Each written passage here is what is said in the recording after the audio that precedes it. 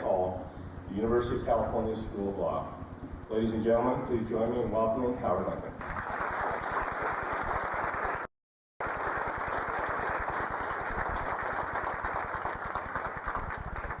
Thank you, Pat, and good morning, everyone. Well, this certainly is a week of great excitement and celebration for the interactive entertainment industry, and that's especially true for those of us who have been involved in this business now for over a decade.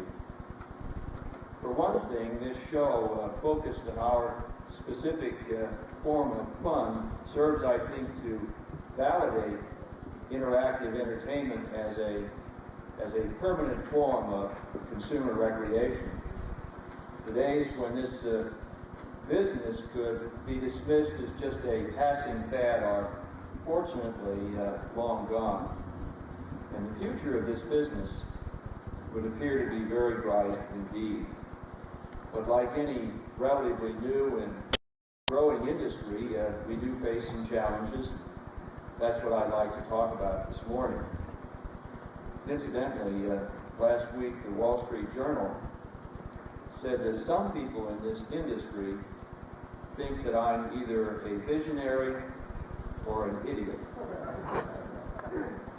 I'm not really sure who these people are or which side of the fence they're on, but just to avoid any confusion, I decided this morning to wear my visionary hat. I suspect that there may be some in the audience who think that the challenges that our industry faces are distinctly Nintendo's. After all, isn't Nintendo the company that is still pouring significant resources and creativity into 16-bit video games when the industry seems intent on moving onward? Well, yes, we are, and we intend to keep doing it. We have no plans to abandon this huge installed base as long as we can continue to make entertaining games. And isn't Nintendo the company launching Virtual Boy, an entirely new type of video game? One where the interface is a pair of goggles instead of a TV screen where the graphics are truly 3D, but still monochromatic. Well, that's us. We're confident that game players are going to love not only this new entertainment experience offered by Virtual Boy, but that they'll especially like the suggested retail price of $179.95 for this 32-bit experience with the game packed in. But no question about it, Nintendo has its own challenges, and I'm very confident that we will meet them. But the challenges that I'd like to talk about this morning are really not unique to Nintendo. They happen to be challenges that impact every interactive entertainment company. Certainly, one of the biggest challenges that we all face is how to continually entertain and excite our core consumer. Of course, in our case, that's the avid video game player, young and old alike. Let me explain how Nintendo has, just this past week, responded to that challenge. It seems to me, as a veteran of nearly 15 years in this industry, that the peaks and valleys of video game business over any given period of time mirror very closely the relative entertainment value of our games. I suppose you could even build a business model to show this. I call it the Game Player Boredom Index. And put another way, every time someone creates a video game masterpiece, they raise the entertainment bar for everyone in the industry. Let's face it, game players always recognize quality, and they enthusiastically flock to it. Witness the 7.5 million Donkey Kong Country cartridges that we have sold worldwide since last November.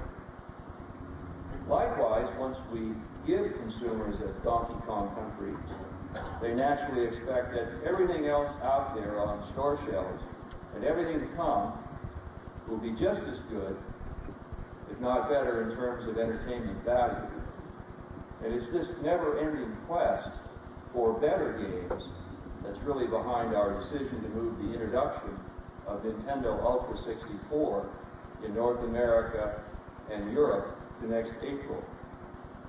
Once we introduce Donkey Kong Country, I'm afraid we find the gold standard for 16-bit games, and at the same time, we necessarily set a much higher quality standard for our 64-bit platform. I can tell you that Silicon Graphics and Nintendo have created an extraordinarily powerful new hardware platform in Nintendo Ultra 64, one capable of presenting seamless real-time 3D graphics. The SGI Nintendo engineering team has done its job. The Nintendo Ultra 64 chipset, the hardware, is essentially completed. But over the past 2 years, SGI's graphics technology has also enabled Nintendo to raise the entertainment bar on 16-bit gameplay. Our new Killer Instinct and Donkey Kong Country 2 games for the Super NES, which are debuting here at E3, and which will reach game players later this summer and fall, simply raise that quality bar even higher, beyond Donkey Kong Country, and certainly in my mind, to a level equal to any of the 32-bit software being exhibited here at E3. What this means is that the quality of video games now under development for Nintendo Ultra 64 simply must be better, much better, not just a little bit, but a lot. And Nintendo is going to take the additional time necessary to achieve that level of quality, period. There's simply no question about it. In effect, we've changed the rules again on ourselves and our third-party publishers. You will see completed Nintendo Ultra 64 games this November in Tokyo at the Shishinkai trade show, when we officially unveil the new product, and of course in Las Vegas at the Consumer Electronics Show next January. In reaching this decision, and in meeting this particular challenge, we have, I believe, remained faithful to the people who purchase our games and expect to be entertained by them. But every company must wrestle with these questions of quality and timing. And my purpose here this morning is to move beyond those kind of internal decisions to what I consider a far more dangerous challenge that confronts all of us in the interactive entertainment business. One which applies not only to Nintendo, but to Nintendo, Sega, and Sony, and indeed to all entertainment software publishers, regardless of the hardware platform.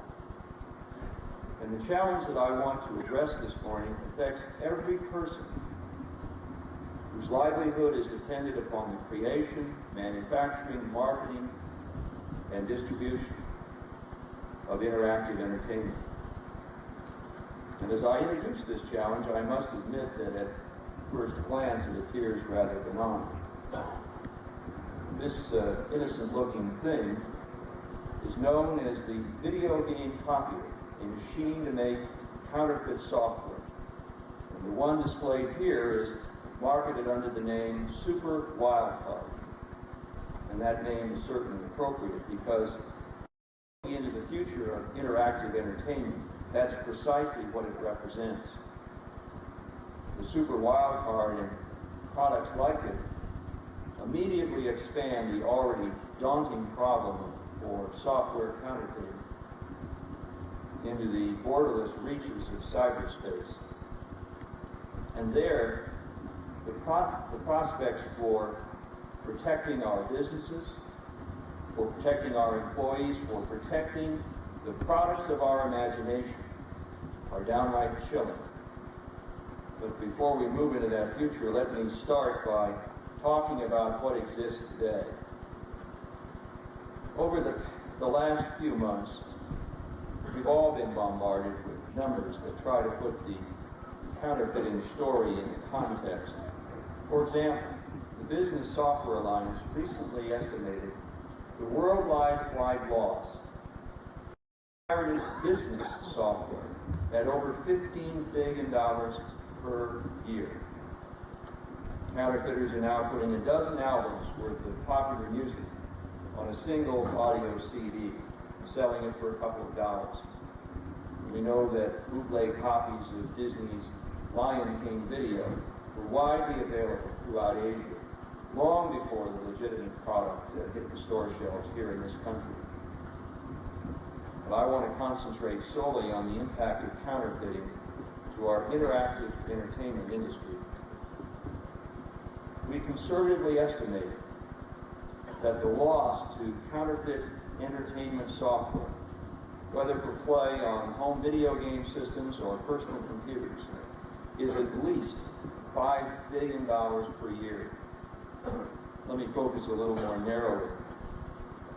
In the last fully reported fiscal year, Nintendo realized $4.7 billion, all attributable to sales of home video game products.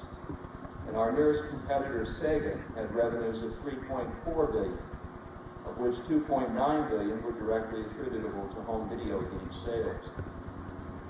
Now, I think it's fair to say that along with a number of independent third-party publishers, Nintendo and Sega pretty much define the current video game industry. But this assessment ignores a third major player, the counterfeiter. Worldwide revenue losses to Nintendo and its third-party publishers last year alone from all pirated activity came to approximately $2.5 billion, and I suspect that Sega had comparable losses. So while it's common to look at worldwide market shares like this, Nintendo and Sega products are high, in fact, there is a much more accurate way to represent the current state of affairs. In the real world, there is a third major player, the counterfeiter. And his piece of the action is the most profitable, because he sells products of Nintendo and Sega and others without bearing a nickel of our development, distribution, and marketing costs. There's always a temptation, I think, to ignore the danger of counterfeiting, to consider it just a cost of doing business, and to write off anti-piracy programs as a legal expense, something for our lawyers to focus on. Indeed, why am I even up here today talking about this problem when I could probably wax eloquent about the social benefits of playing video games or buying Nintendo products? Well, I'm here today because I happen to think that it's absolutely essential that we talk about this problem.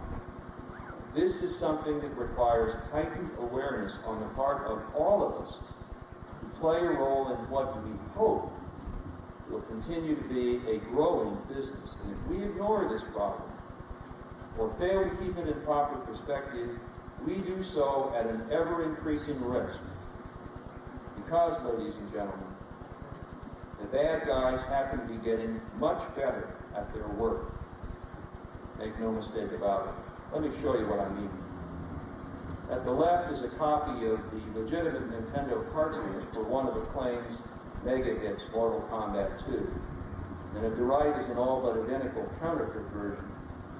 In many cases, the games play equally well on the cartridge. In fact, what first alerted us to counterfeit versions of Donkey Kong Country, here shown on the right, were complaints from game players in some parts of the world that they couldn't save their progress when they turned the game off.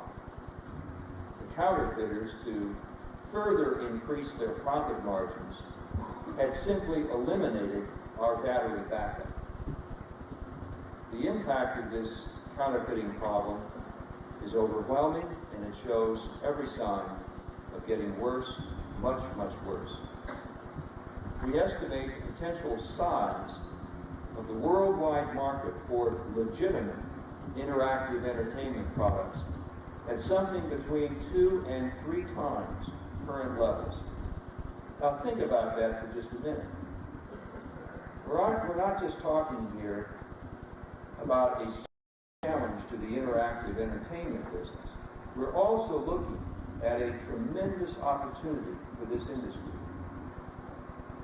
Just imagine what it would be like if we could market legitimate entertainment software in places like China, Southeast Asia, India, the Middle East, Russia, and Eastern Europe, free of counterfeiters who are now polluting and destroying these potential markets. Consider this. The Software Publishers Association recently compiled a list of nations with the most egregious counterfeit markets. Here are the 4 worst offenders. Of all of the software currently in existence in India, 87% is counterfeit.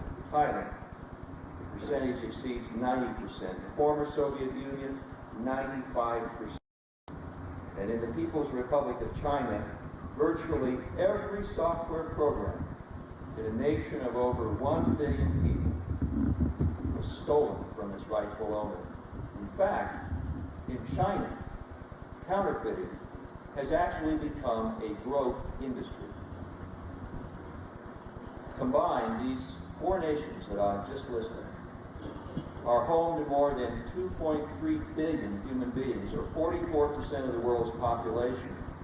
And many of the people in these countries are now, or will soon be able to afford our entertainment products.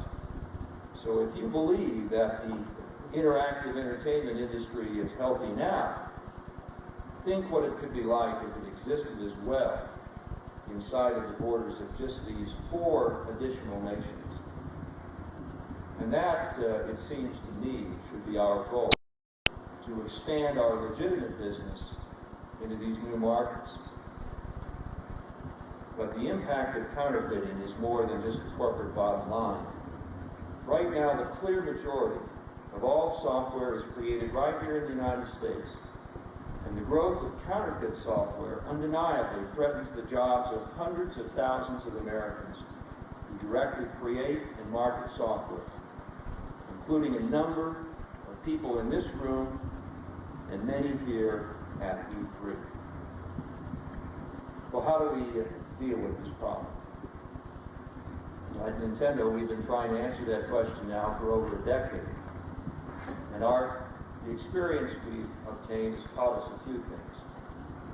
As we see it, effective deterrence in any country requires at least 3 things. First, there must be laws which fully protect the creators of intellectual property. Second, the will and ability to enforce those laws must exist. And that means both stringent customs work and constant, diligent law enforcement. I must tell you that we at Nintendo regard the work of the U.S. Trade Representative's Office under the leadership of Ambassador Nikki Cantor as the single most effective means right now of ridding this planet of counterfeiters. But the protection of intellectual property around the world should not be the responsibility of the U.S. government alone.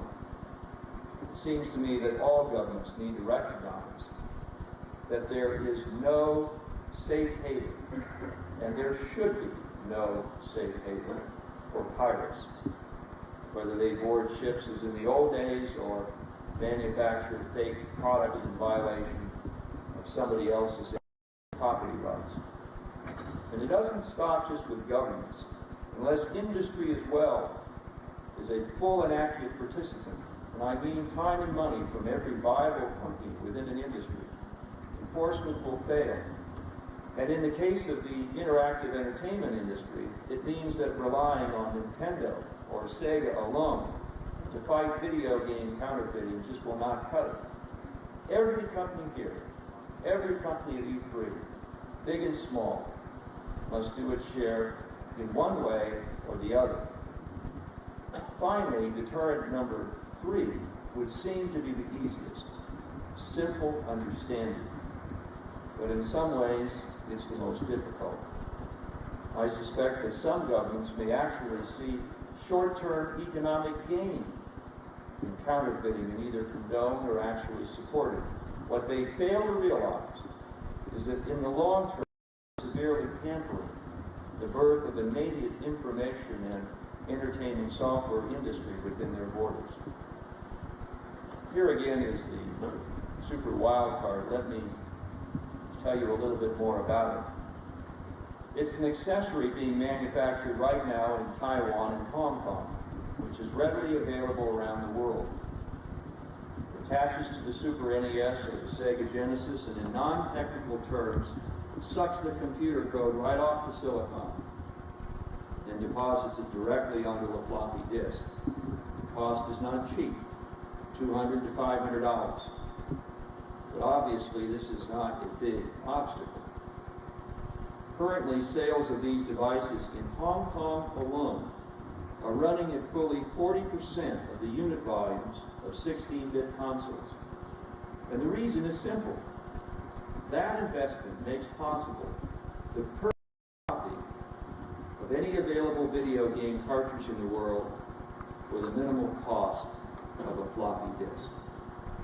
In fact, while you wait, parlors utilizing these copiers have sprung up throughout Hong Kong, where a consumer can walk into a shop, point at 6 or 8 his favorite video game titles, and walk out carrying floppy disks containing maybe $400 or $500 worth of hit games for just a couple of dollars.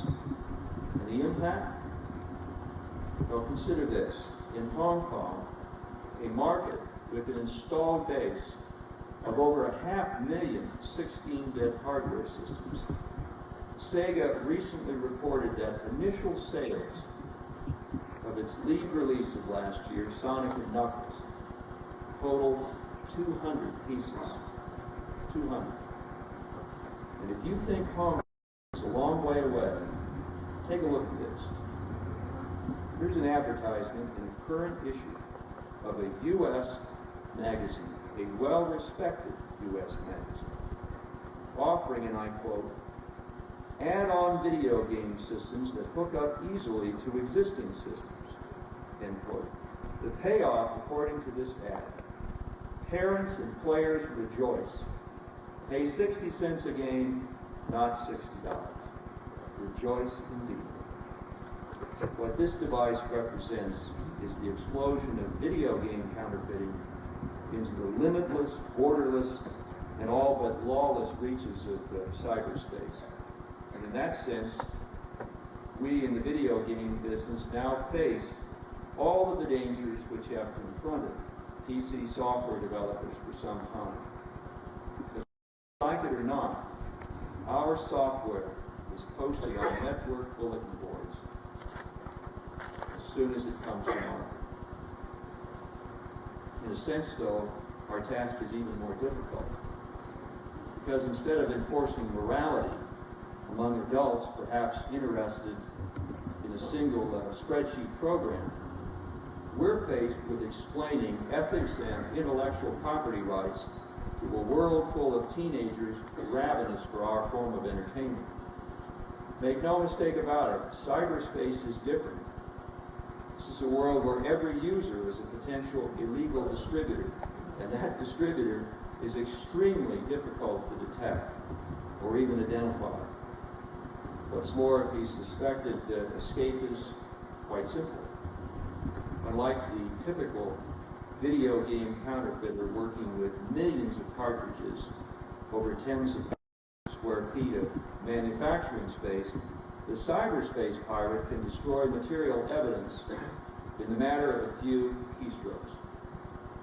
For those who believe that cyberspace holds the greatest promise for individual writers, artists, or even business people, let me suggest that in the near term, those who may benefit most are the lawyers, and the crooks. And as a lawyer by training, yes, I do distinguish between the two. What is yet to be balanced in cyberspace is the right to freedom of speech on the one hand and the right to privacy on the other. And it's here in this matter of understanding that the greatest challenge lies. Because unfortunately for many on the internet, it would appear that the right of privacy is interpreted differently depending upon whose privacy is being. On the part of the individual, privacy is seen as an absolute right. But to some, corporate privacy in the form of protected intellectual property doesn't seem to exist at all. In the words of the presidential group exploring the information infrastructure, quote, there seems to be an attitude by some on the internet that you check your copyrights at the door when you enter that domain. Mary Beth Peters, the registrar of copyrights, recently called the internet the biggest copying machine in the world. And author William Gibson, who coined the term cyberspace in the early 1980s, also established the now familiar dramatic conflict between so-called heroes in the form of computer hackers against villains cast as evil multinational. Unfortunately, some in the media have accepted this nonsense. They too sometimes celebrate the hacker hero. And this in turn has acted to help authenticate the absurd rationalization, and I quote, information wants to be free. This, of course, has all of the inherent logic of the auto thief who explains to the police that the minivan in your garage just wanted to be free. What's more, this absolute freedom of information is demanded by some, itself threatens the information infrastructure.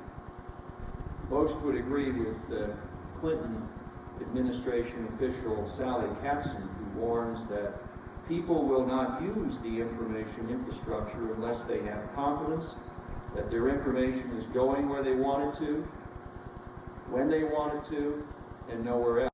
In other words, protection of personal privacy is essential, but the same protection should hold true for corporations. You can't support one and not the other.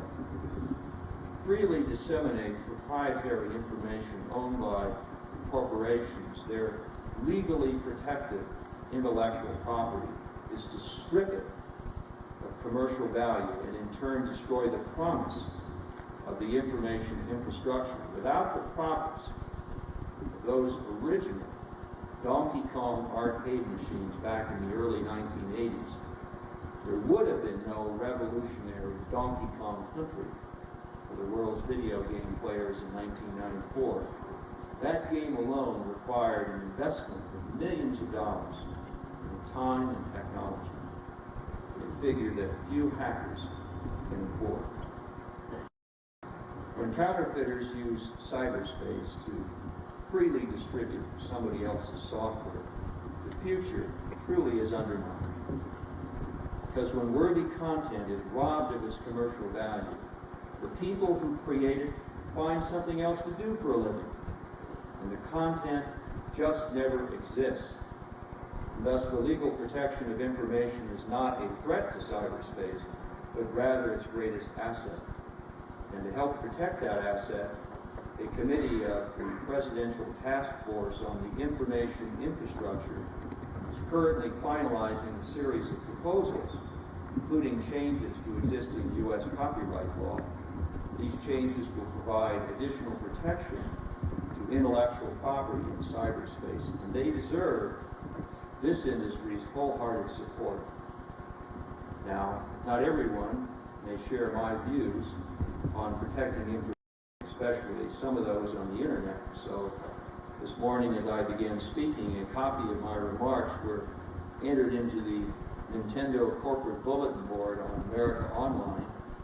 You'll also find it at our website on the internet. I look forward to hearing from those who may disagree with me. In conclusion, let me repeat that the global protection of intellectual property is absolutely essential to fully expand the potential of readily exchangeable information and entertainment. It's vital in order to nurture the development of legitimate and valuable national software markets in nations like China, where counterfeit goods right now smother all opportunity. And it's also vital in this country. Today, in the U.S., thousands of small companies are struggling with success in the emerging field of multimedia. And the potential for what they can produce is enormous. The ability to make our lives more productive and more fun, and to do that in a way that no one has ever thought of before. But should any of those entrepreneurs strike it rich and create a breakthrough product that finds an enthusiastic audience, it still must face the threat of counterfeit. And long before that product ever reaches the mass market, its value may well have been stripped clean by people who had no part in its creation, who simply stole it. And that visionary company will disappear. Think about a world without counterfeiters. Think about the markets that such a world would open up for those of us in the interactive entertainment industry. And think about the entertainment products that such a world would foster. Not just the products created by multinational corporations, but ones created by individuals and new companies not yet even born. I think such a world is not only worth thinking and talking about, but it's a world that all of us in this room, all of us here at E3 can help create. Of course it's a big challenge. Yes, it certainly dwarfs the challenges typically identified by corporate executives who naturally tend to focus on their own company's success. But to me, it happens to be the biggest challenge and the greatest opportunity facing the interactive entertainment industry right now. So I urge each of you to join Nintendo and Sega and the other companies in this industry who are out there right now fighting international counterfeit. All of us here at E3, I think, need to speak out against this very serious problem. We need to educate everyone who is entertained by our products about the need for protection of intellectual property. And if we do this, we're going to eventually win this counterfeiting battle, not only for our employees and for our shareholders, but for the sake of every person around the world who enjoys interactive entertainment. Thank you very much.